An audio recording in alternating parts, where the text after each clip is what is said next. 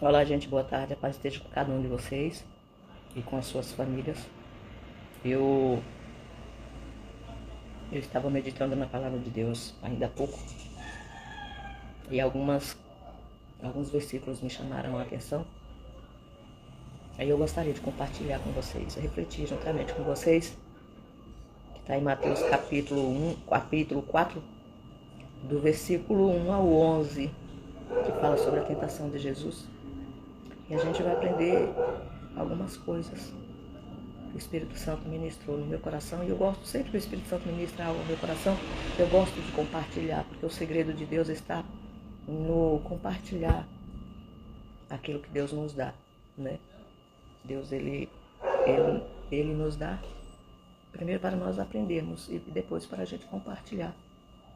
Primeiro para a gente desfrutar daquilo que Ele nos deu e depois levar outras pessoas a desfrutarem daquilo que Ele nos deu também. E na passagem de Mateus capítulo 4, do 1 ao 11, nos diz assim: a seguir, foi Jesus levado pelo Espírito ao deserto para ser tentado. A seguir o quê? Por que a seguir? Porque foi após ele ser batizado, né? E depois de jejuar 40 dias e 40 noites, teve fome. Então o tentador, aproximando-se, até então ele não tinha aproximado, ele lhe disse: se és filho de Deus, manda que essas pedras se transformem em pães. Jesus, porém, respondeu: está escrito, não só de pão viverá o homem, mas de toda palavra que procede da boca de Deus. Então o diabo levou, na segunda tentativa, né, levou a cidade santa, colocou sobre o pináculo do templo. A cidade santa é Jerusalém, né? Que é a sede, vamos dizer assim, onde o povo se encontra lá para poder se sentir mais perto de Deus, até os dias de hoje. Mas continuando aqui, diz: colocou-o sobre o pináculo do templo e lhe disse: se és o filho de Deus, atira-te abaixo, porque está escrito, aos seus anjos ordenará a teu respeito. Satanás estava citando o Salmo 91 para Jesus. Então Satanás conhece mais Bíblia que muitos crentes, viu? Aos seus anjos ordenará a teu respeito que te guardem, e eles te sustentarão nas suas mãos para não tropeçares em alguma pedra. São todas citações do Salmo 91. Respondeu-lhe Jesus: também está escrito, não tentarás o Senhor teu Deus. Levou ainda o diabo a um monte muito alto, mostrou-lhe todos os reinos, ou seja, os governos do mundo, e a glória deles. E lhe disse: tudo isto te darei, se prostrado me adorares. Então Jesus lhe ordenou: retira-te, Satanás, porque está escrito, ao Senhor teu Deus adorarás e só a ele darás culto. Com isto o deixou o diabo, e eis que vieram anjos e o serviram. Uma das primeiras reflexões que nós temos a fazer aqui é que a tentação se deu após o batismo, né? Jesus foi até João Batista para ser batizado, e João, de uma certa forma, não queria fazer isso, porque ele entendia que Jesus era mais poderoso do que ele, mas Jesus acabou convencendo de que era para que se cumprisse a justiça, ou seja, a vontade de Deus fosse cumprida naquele momento. E a gente observa que a seguir, Jesus ele foi levado pelo Espírito, não foi pelo diabo, foi pelo Espírito ao deserto para ser tentado. E a gente observa nessa levada, nessa ida. Paz, Manete, Deus abençoe, minha amada. Que Deus te abençoe, você e sua família. E a gente observa que depois dele ter jejuado 40 dias e 40 noites, aí Satanás se aproxima. A gente observa que durante o jejum, Satanás não apareceu, ele apareceu foi após o jejum. O jejum ele tem um poder muito grande de afastar toda a obra das trevas das nossas vidas. Porque durante o jejum nós estamos em uma conexão maior com o céu. A nossa sensibilidade espiritual fica aflorada, fica a flor da pele. Por quê? Porque nós estamos matando a nossa carne, renunciando aos prazeres carnais para poder agradar ao Senhor que nos chamou para uma maravilhosa obra aqui na terra. E aí a gente observa que uma das coisas que Satanás, o primeiro ataque de Satanás, foi justamente na necessidade maior de Jesus, porque depois de 40 dias e 40 noites, Jesus estava com fome. A Bíblia não diz que Jesus teve sede, diz que ele teve fome. Então, logo, ele absteve de alimento. Ele se absteve de alimento, porque ele, como ser humano, ele precisava de água, porque o corpo físico dele precisava de água para poder se manter de pé. Então, a gente observa que Jesus, a palavra de Deus deixa claro que ele teve fome. E Satanás, ele vem justamente naquela área que nós estamos com fome, onde nossa necessidade é maior, necessidade momentânea. Sabe aquela do que vem que a gente diz, eu preciso disso urgente? Satanás, ele atua em cima da nossa maior necessidade, porque ele sabe que a gente está vulnerável e a gente pode correr o risco de cair na tentação dele. Então, todas as vezes que você estiver jejuando num propósito, fique atenta nos pratos que vêm ao redor, nas ofertas que vêm ao redor, para ver se o que está vindo não vai servir de laço para você. E a gente observa que foi após um tempo de jejum que Jesus se absteve ali. E a gente observa que ele vem justamente na área de alimentação, na área nutritiva, na área que era a necessidade maior de Jesus naquele momento. E aí eu destaquei 3 coisas aqui, né? Meu óculos ainda está aqui nessa situação, gente. Não fui ainda arrumar. Não relaxo não, é porque eu estou poupando minha saúde ainda um pouco para depois eu sair de casa, né? Mas enfim, nós vamos voltar aqui ao que eu ia comentando. Satanás, ele tentou Jesus por 3 vezes. E eu quero ressaltar aqui que a primeira foi sobre a maior necessidade de Jesus, momentânea, que era alimentar o seu físico, que estava vulnerável, estava precisando de ser alimentado urgentemente, depois de 40 dias. Depois a gente observa que ele vai e conduz Jesus até o pináculo do templo da cidade santa, até o ponto mais alto do templo. Vamos parafrasear aqui um pouquinho, vamos conjecturar também aqui um pouco. A gente observa que o segundo golpe, a segunda forma de Satanás tentar Jesus foi na área religiosa, né?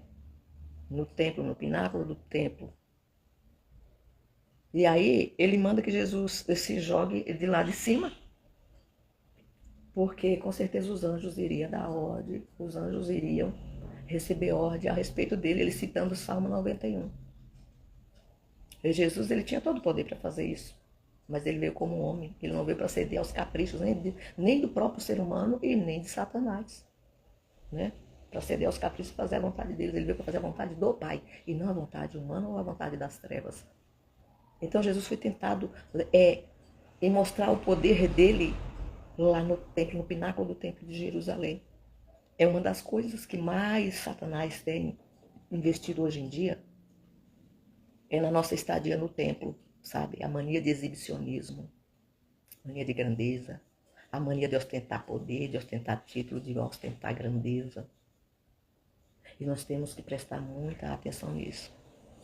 Só mudou os tempos, mas Satanás sempre costuma usando estratégias parecidas para poder nos levar para distante da vontade de Deus, para distante daquilo que Deus tem proposto para nós. Porque Deus não propôs a nós essas manias de grandeza, de querer aparecer no templo, de querer se exibir no templo.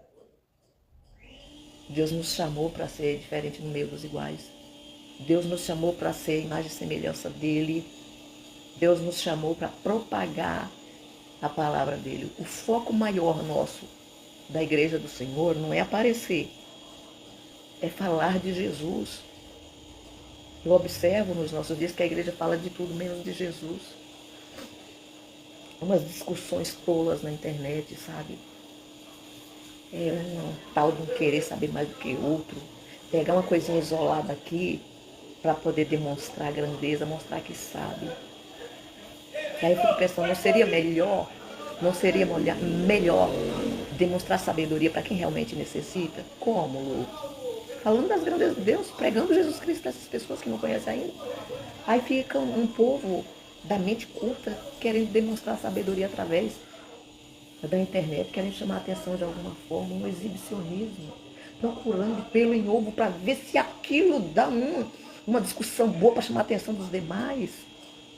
É uma coisa ridícula, né? Então nós viemos nesse mundo, não foi para poder ser tentado por Satanás. A Bíblia diz: sujeitai a Deus e resistir ao diabo e ele fugirá de vós.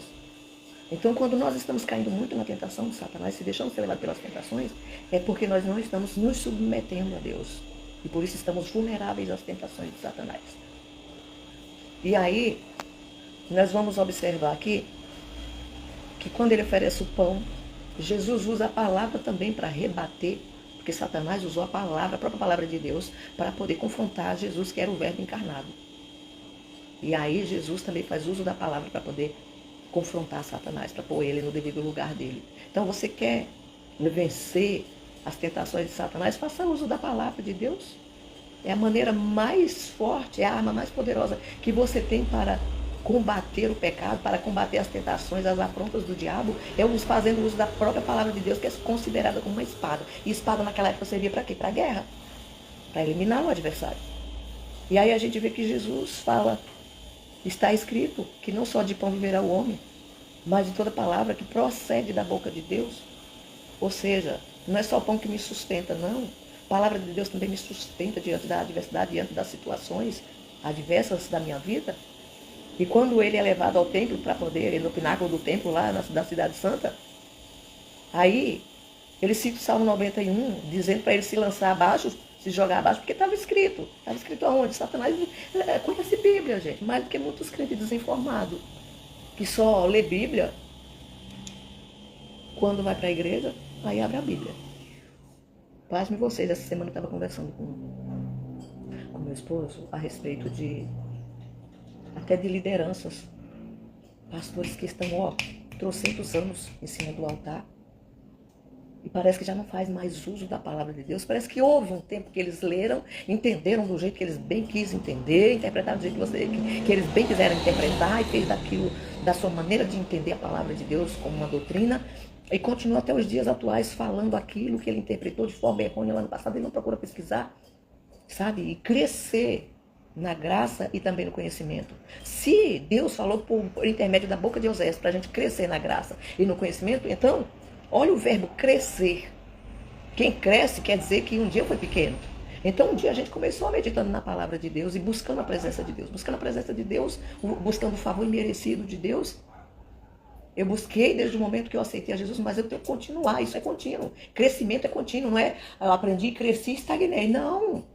A gente tem que crescer na graça, continuar buscando o favor merecido da parte de Deus, reconhecer que somos miseráveis, que somos dependentes, que nós não temos nada de nós mesmos. Paz, pastor Isabel, Deus te abençoe, minha amada. A gente precisa reconhecer que nós crescemos dia após dia.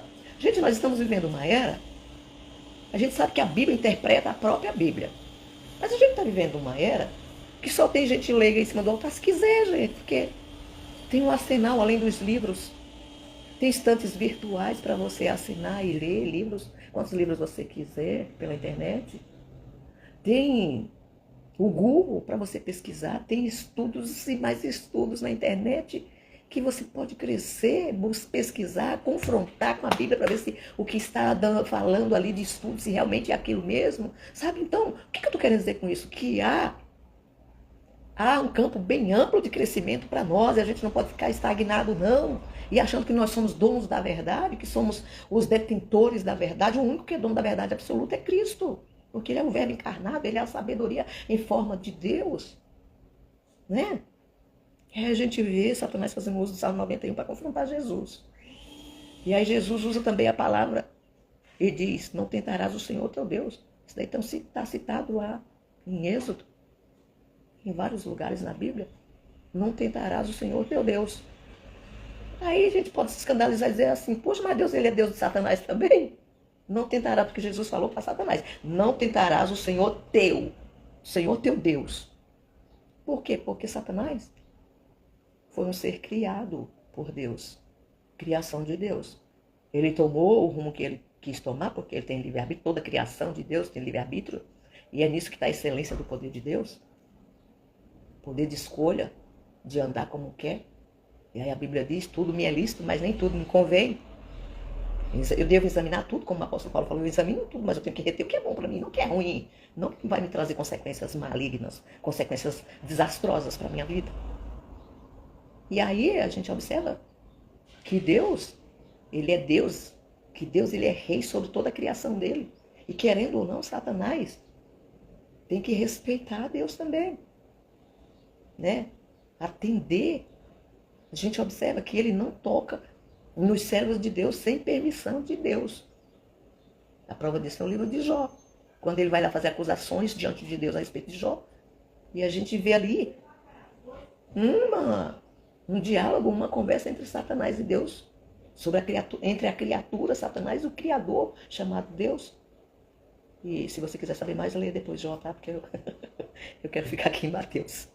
Mas enfim, por isso que Jesus diz, adorarás, não tentarás o Senhor teu Deus. E aí vem a terceira tentativa de Satanás, porque Satanás, costumo sempre falar assim, que se os crentes fossem perseverantes, persistentes igual Satanás, não tinha nenhum crente desviado, gente. Não tinha não. É que os crentes não são perseverantes. Falo crentes dos cristãos, porque crente é o diabo. Os cristãos fossem perseverantes, tanto quanto Satanás não existia cristão desviado da palavra de Deus, não, dos caminhos do Senhor. Cristão nenhum teria quebrado a aliança com Deus, não. Né? E aí ele vem pela terceira vez tentar Jesus. E aí ele leva, né, a um monte, apresenta os reinos do mundo e a glória dos reinos desse mundo. E alguém pode dizer assim, mas o mundo é de Satanás para poder ele estar oferecendo para Jesus? Aí muitos dizem assim, mas não, é que ele é o pai da mentira. Então, ele estava mentindo para Jesus. Não, a Bíblia mesmo relata que o mundo jaz no maligno. O que é o mundo? É o universo? Não, gente. É o globo terrestre? Não. É o sistema mundano. O sistema corrupto desse mundo que pertence às trevas. E a gente observa que Satanás estava tentando negociar com Jesus desde o primeiro momento. Sabe? Fechar negócio com Jesus. Mas Jesus não veio aqui para esse mundo para fechar negócio com Satanás nem com o ser humano. Ele veio para cumprir um propósito da parte de Deus, o Pai dele. E ele estava certo disso até o último momento. E aí a gente observa que Satanás oferece os reinos desse mundo e a glória que esses reinos mundanos oferecem. Né?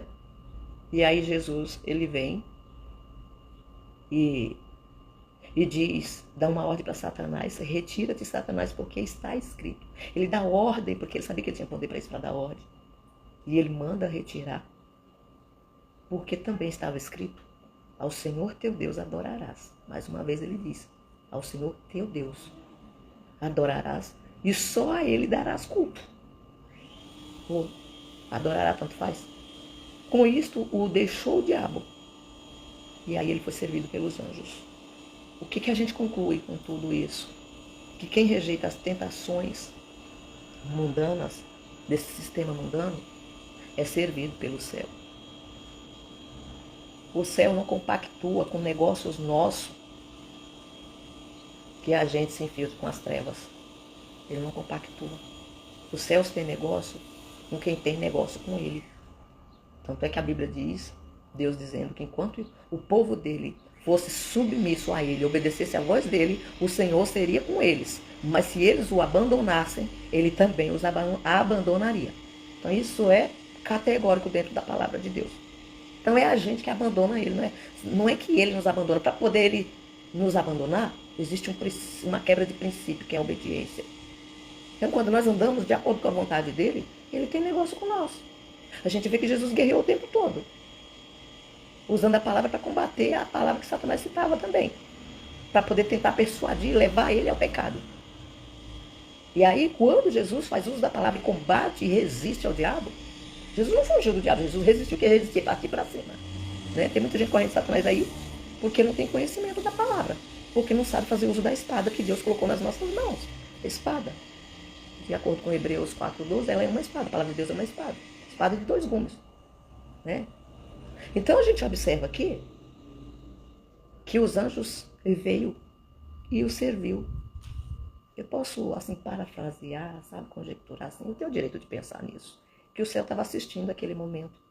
Porque assim que terminou o duelo entre Jesus e Satanás, de citações da palavra de Deus, né, os anjos o serviu. Serviu quem? Serviu a Jesus. Né? Às vezes a gente usa umas palavras assim do nosso cotidiano para poder falar sobre as coisas dos céus e as pessoas interpretam do jeito que elas bem querem interpretar para criar uma polêmica. Para criar uma polêmica, gente. Meu Deus do céu. As coisas de Deus é tão simples. Por que o povo quer complicar tanto? Né? Paz, Ju. Seja bem-vinda. Silvana. Que Deus te abençoe. Então fica essa palavra para o nosso coração. Né? Fica essa palavra para o nosso coração. Não ceda às tentações do maligno. Às vezes eu tive um pastor que ele falava assim: quando você estiver orando por algo para que Deus te conceda, toma cuidado, porque Satanás sempre vem na frente com aquele negócio, da China, né? Para poder te convencer de que a proposta dele é melhor do que aquela que está vindo, que está sendo preparada por Deus. Então nós temos que tomar um cuidado muito grande, temos que estar atentos à voz dos céus, né? Deus, ele fala conosco por meio da sua palavra. E nós temos que estar atentos à voz dele, porque existem várias maneiras de Deus falar conosco, para que o nome do Senhor seja glorificado primeiro na nossa vida e depois na vida das outras pessoas por intermédio da nossa. Né? Então fica essa palavra para a nossa meditação. Medita na palavra do Senhor, como disse Deus a Josué, medita de dia e de noite. Eu vou ficar lendo Bíblia o dia e a noite inteira, Lu? Não. Leia durante o dia e medite durante a noite antes de você dormir naquilo que você leu durante o dia. Cria o hábito de meditar na palavra de Deus. A palavra de Deus não enfada ninguém. Deus sempre tem coisas boas para nos iluminar. Não vou dizer nos revelar, porque o que era para ser revelado é a palavra de Deus que já foi revelada. Né? E lá em Deuteronômio diz que as coisas reveladas é para nós, que é por meio da palavra de Deus. Mas aquilo que é mistério, Deus revela para quem Ele quer. Né? E aí eu descobri que tem umas pessoas que Deus tem um negócio mais secreto com elas. E louvado seja Deus por isso. Então, recebe essa palavra no teu coração, guarde ela, fique atento. Fique como Jesus, fazendo uso da palavra quando for necessário. E que o Senhor te conceda uma tarde de vitória. Que o Senhor conceda a toda a tua família muitas bênçãos. Que Ele venha de encontro às necessidades suas e de sua família, seja qual for a área. Converse com Ele, sabe? Tenha intimidade com Deus, com o teu Deus, com o teu Criador. Converse com Ele, expõe tua situação. Mas Deus já sabe, mas Ele quer te ouvir horas. Ele quer te ouvir. Relacionamento é uma via de mão dupla. Você fala, Ele responde. Às vezes Ele fala com você e você executa aquilo que Ele falou, ou recebe aquilo que Ele falou, coloca em prática. Né? Então crie um relacionamento íntimo com Deus, que você vai ter experiências maravilhosas. Então que o Senhor seja a cobertura, o sustento, a provisão, a saúde da tua família que você precisa. Que o Senhor seja aquele que dirige os teus passos, que dirige os teus negócios, sabe? Que dirige totalmente a tua vida. Que o Senhor guarde o teu emocional, o teu psicológico.